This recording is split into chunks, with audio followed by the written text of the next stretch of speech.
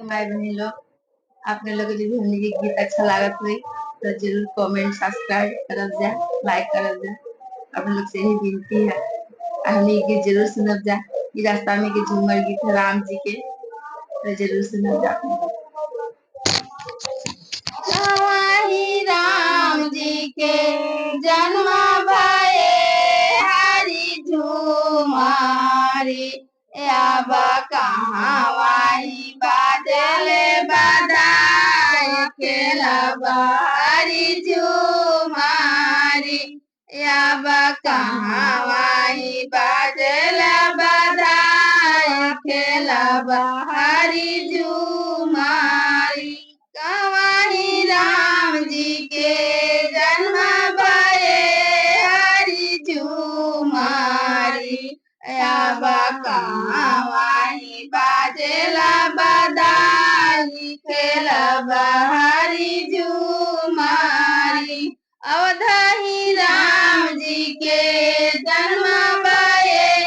हरि झूमारी अब महल में बाजेला बधाई खेलब हरि झूमारी अवधही राम जी के जन्म भये हरि झूमारी अब महल में बाजेला बधाई खेलब हरि झूमारी अब महला में बाजेला बधाई खेलब हरि झूमारी चिटिया में चिट्ठी लिखी भेजलो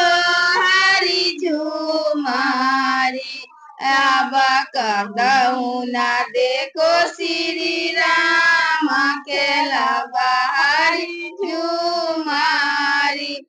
अब कहूँ ना देखो श्री राम खेलब हरि झूमारी चिटिया में चिट्ठी लिखी भेजलो हरि झूमारी अब कहूँ ना देखो श्री राम खेलब हरि झूमारी के कर खोइचा में बुकवा हरि झूमारी अब के कर हाथ अबीर खेलब हरि झूमारी अब के कर हाथ अबीर खेलब हरि झूमारी सीता के खोइचा में बुकवा हरि झूमारी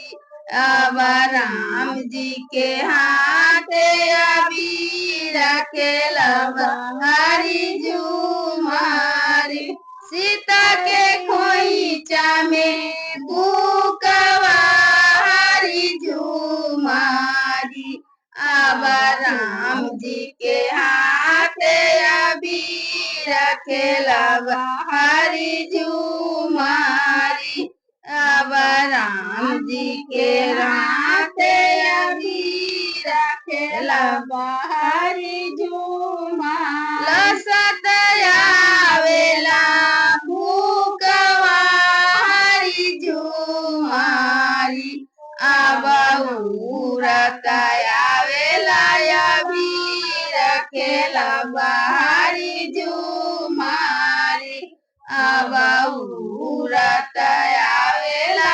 अबीर खेलब हरि झूमारी लसत आवेला भूकवा हरि झूमारी